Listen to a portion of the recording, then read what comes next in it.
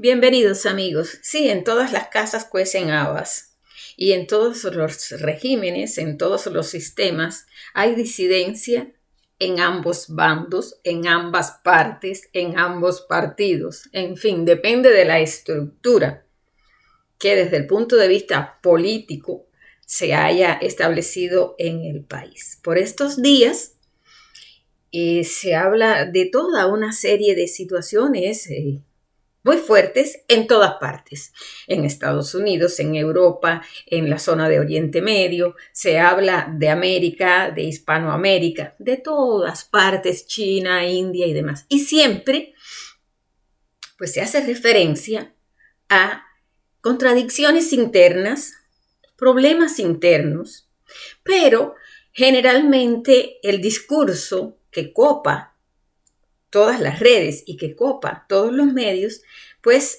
se va en la parte que por una razón u otra requiera la mayor fuerza, la mayor atención, o la parte esta en la que por los siglos de los siglos se ha hablado como la parte A y por los siglos de los siglos la parte B. Porque sí, así es.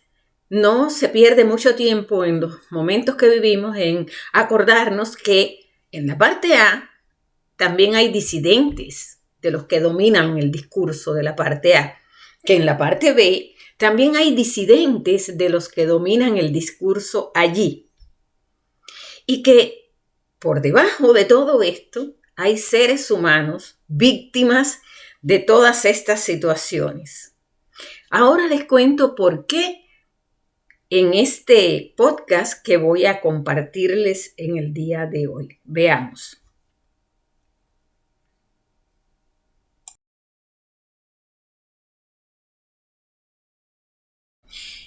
De la disidencia en Israel, de los opositores al partido dominante, del rechazo a Netanyahu y a todo ese grupo de militares que son los que responden ante el mundo por las operaciones militares y por la defensa de ese territorio, bueno, de la disidencia, del rechazo, de la oposición.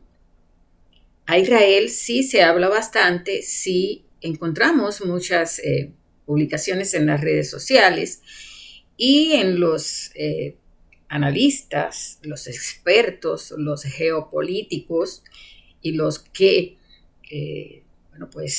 se presentan como historiadores y como seres que dan opinión porque conocen, porque vivieron, porque tienen acceso a información. Bueno, pues desde esas perspectivas se sabe de la disidencia, se sabe de la oposición, se sabe de el rechazo a el partido gobernante en Israel. De eso no voy a hablar hoy, porque nada más vaya a las redes sociales, a las no tan sociales, a los medios hegemónicos y a los independientes, y allí va a encontrar muchísimas expresiones, videos, imágenes y opiniones que, toman partido a favor de la parte que ahora mismo no forma parte, por decirlo de manera redundante, del grupo hegemónico en Israel. Yo no voy a hablar, les repito, de esa, como dije una vez, con relación a la invasión, a la operación, a la guerra, como ustedes quieran llamarle, con el término de Ucrania y Rusia, como dije una vez. Yo en mis videos no iba a hablar de Putin porque de eso se había encargado todo el mundo, de desvelar quién era Putin, cuál era su historia y de desvelar, una serie de opiniones y de datos en los que toda la fuerza, toda la crítica y todo el rechazo debía caer sobre él. Yo, me dediqué a alertar que en el otro bando, en los demás, había temas que debíamos señalar, que había situaciones que no podíamos aplaudir porque de todas formas, si no lo teníamos en cuenta que en ambos lados había máculas, buscar una conciliación, buscar una aparente paz o acuerdo solo significaba poner un parche en la herida. Bueno, pues por eso ahora mismo lo digo con esta situación que se ha dado en Oriente Medio. Y bueno, pues dicho esto, voy al tema esencial que quiero presentar con relación a la disidencia en la zona de Gaza y la disidencia contra las operaciones y las acciones de Hamás. Pero esa disidencia que está latente allí dentro de la zona de Gaza. Bueno.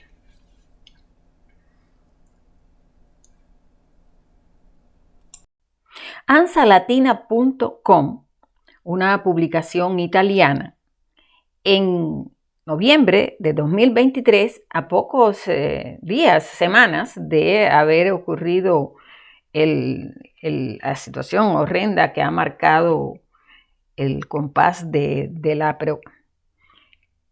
la disidencia en Gaza jamás nos llevó al desastre. Arafat luchó aquí, no se quedó en hoteles en el extranjero. Estas son las palabras de alguien que, pues habló con ansalatina.com, un medio informativo italiano que, pues en noviembre de 2023 le dio voz a esa otra parte de la zona de Gaza donde hay ciudadanos, hay residentes que, lógicamente, ni aplauden ni aceptan lo que ha sucedido con estos grupos que operan en Gaza y que, son los que ahora mismo, ante los ojos del mundo, representan el gobierno o la parte con la que habría que negociar o habría que llegar a acuerdos y que, pues es la que domina el discurso dentro de Gaza. Este hombre dice en esta publicación de ansalatina.com que Arafat luchó allí, no se quedó en hoteles en el extranjero.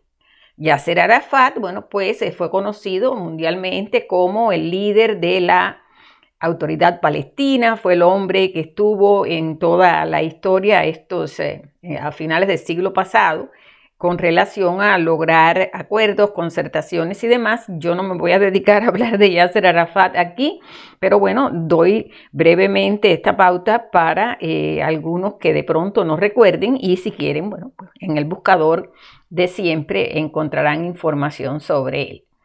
Este hombre dice que este líder para la liberación de Palestina, que hizo la Organización para la Liberación de Palestina, luchó allí en el territorio palestino y no andaba y no se quedó a vivir en hoteles en el extranjero, más allá de toda la riqueza y todas las trapisondas que hizo en el territorio palestino, pero en el territorio que, pues ahora pretenden llevar hasta el mar en expansión territorial. Pero al fin y al cabo era el líder que tenían los que vivían en esa parte y que reconocían en esa parte. Yo estoy segura que este hombre está hablando en noviembre pasado, 2023, lo decía en el contexto de que muchos de los que ejecutan, ordenan y se encargan de, entre comillas, gobernar y disponer de los destinos de los gazatíes, lo hacían desde otros lugares del mundo. Él, lo dijo ampliamente y gritó en un lugar: basta, basta de Hamás. Y este grito, usted sabe por qué yo lo tengo muy en cuenta, no porque yo me quiera, ni pretendo, ni voy a ponerme del lado de los sionistas ni del lado de los palestinos. No, yo quiero estar en la razón, en esto que implica mirar ambos lados del conflicto, pero cuando te centras a mirar en uno de esos lados, mirar lo que pasa ahí adentro. Bueno, seguimos con este artículo que dice: detrás de esta voz que dice basta, basta de Hamás, resuena un coro: basta, basta de Hamás. Y una mujer cubierta con un velo y con el rostro desdibujado pregunta al público: ¿dónde está la justicia? ¿Dónde está el liderazgo de Sinwar y Haniyeh, los líderes de Hamás en el extranjero?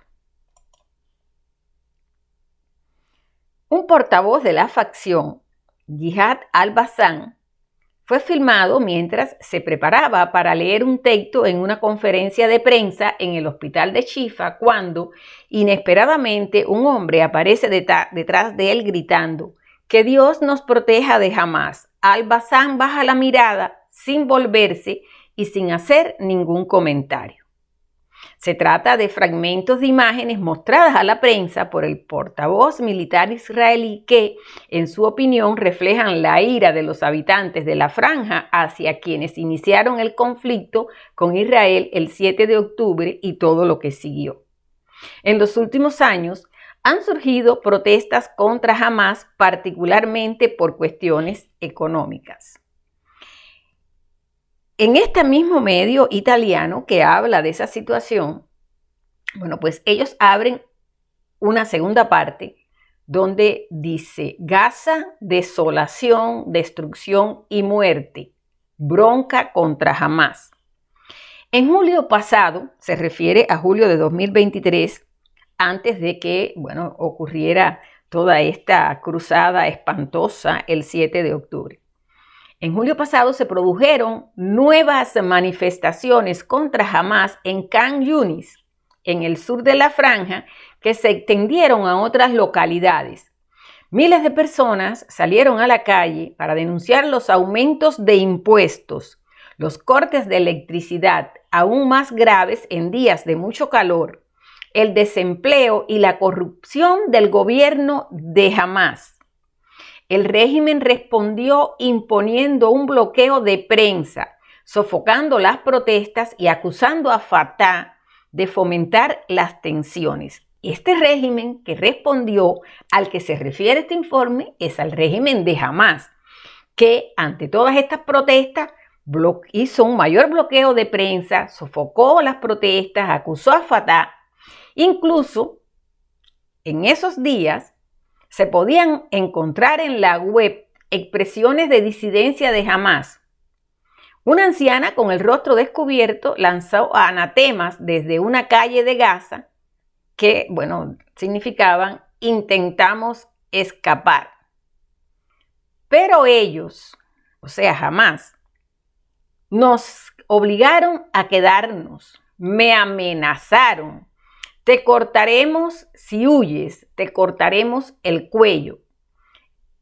Hemos sido prisioneros de Hamás durante 30 días, dijeron en esos días estas expresiones de rechazo, de disidencia dentro de Gaza. También había y se pudo ver, y el que recorre, el que navega, el que busca, encuentra, una filmación de una pareja de ancianos saliendo del campo de refugiados de Shati, donde nació Haniyeh, con algunos bultos para llegar al sur de la franja. Y el señor decía: díganle a Abu el-Abed, el apodo de Haniyeh, y a Khaled Meshal, que destruyeron Gaza. Sobre todo, Haniyeh está en el punto de mira. Dime, Haniyeh, ¿dónde estás? ¿Dónde están tus hijos? ¿Por qué no tomaron parapentes para atacar a Israel? Ah, estás en el hotel, en una cama blanca, has tenido un masaje, debes estar cansado. Ese video, publicado online por un palestino que vive en el extranjero, ha tenido más de 100,000 visitas y estamos hablando del mes de noviembre del pasado año. Otros en internet recordaron el aniversario que se celebraba precisamente el 11 de noviembre de 2024, que fue la muerte de Yasser Arafat en 2024 y en este 11 de noviembre de 2023 recordaban su aniversario. Y escribieron en los textos que pusieron en distintos lugares. Arafat cuando luchaba estaba bajo las bombas con los fedayines, comía su mismo pan, a diferencia de lo que hacen hoy Haniyeh y otros líderes de Hamas. En el sur de la franja, entre las multitudes de desplazados, el descontento hacia Hamas también es palpable por la ausencia total de sus instituciones en situaciones de emergencia. Mientras los combatientes están refugiados en búnkeres subterráneos con suministros almacenados durante meses en la superficie, parte de la población duerme a la intemperie y busca constantemente comida. Muchos recuerdan el verano pasado, cuando multitudes se agolparon en las oficinas que distribuían visas de entrada a Turquía. Hubo disturbios para obtener esos documentos que les habrían permitido construir una nueva existencia fuera de Gaza, lejos del régimen de Sinwar. Esto fue en noviembre, señores.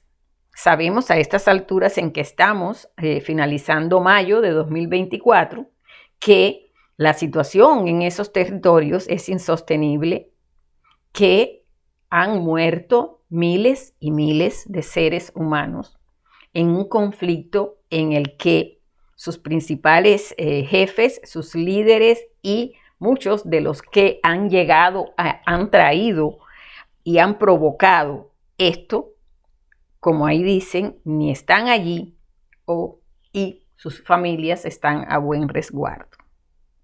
Que con esto estoy pretendiendo justificar lo que han hecho las fuerzas israelíes, que con esto estoy pretendiendo alabar que se reconozca un Estado palestino. No. Con esto lo que estoy es haciendo un llamado a romper la narrativa de siempre, porque ahora mismo todos nos enfocamos en sancionar, en llevar a los tribunales, llevar a la Haya, procesar a determinados hombres y reconocer determinado lugar en el que en este momento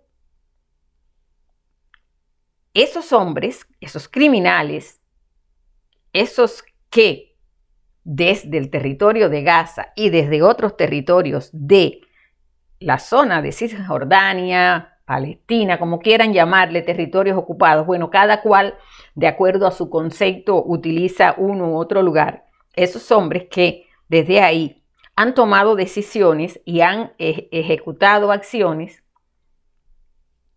y la confrontación desde el otro lugar, bueno, pues se ha llegado a esto. Y mi llamado es a que así, de esa forma, reconociendo a unos que no llegaron al punto en que están por caminos limpios. Así no se logra nada, porque llegar a un diálogo, llegar a una firma, a un acuerdo, procesar a un individuo por un lugar y por otro, sin contener otras acciones, solo significa una curita, una pequeña cura en un lugar, pero en un lugar ampliamente carcomido, en un lugar donde hay décadas y hay historias de confrontación y de pasiones. Así no. Bueno, con esto los dejo. Es una conversación con ustedes breve, pero es sobre todas las cosas una invitación a aquellos que les gusta razonar, pensar con cabeza propia y mirar más allá de la primera palabra o más allá de los titulares. Bueno, ayudarlos a buscar, indagar andar y enfocarse en lo que no debemos repetir para no caer en lo mismo de siempre. Este conflicto, esta situación en Oriente Medio viene desde hace siglos, desde hace décadas, siglos, en fin. Esto es algo que, por lo menos en mi caso, que ya pasé los 65, estoy oyendo desde que nací. Es un conflicto eterno, es una confrontación eterna y en realidad, si se vuelve a hacer lo de siempre, que es buscar esto o lo otro, bueno, corremos el riesgo de que dentro de unos años estemos aquí en esto de nuevo. Yo, como siempre, llamo la atención sobre aquellos organismos que nos hemos acostumbrado a través de las décadas, a pensar en que ellos son los que tienen que encargarse de decidir, encargarse de impartir justicia, encargarse de lograr consonancia y acuerdo. Y me refiero específicamente a la ONU con todas esas organizaciones que sobreviven bajo esa gran sombrilla. Señores, no va de esto. Otra vez a la ONU, otra vez a decir, otra vez, ya es un discurso. Si usted ha venido siguiendo mis videos y mi sitio, La Frontera Transparente, sabe por qué yo se los digo. Allí están todas mis razones y los argumentos. Con esto nos vamos hoy. Como siempre, los invito en las redes sociales, @idolidiadarias, y me pueden buscar en la web como lafronteratransparente.com, y también ahí van a encontrar el enlace, yo digo los caminos, a los puertos donde navegué. Por tanto, son caminos marítimos a los lugares donde yo navegué para buscar información y para compartirles esta crónica de navegante.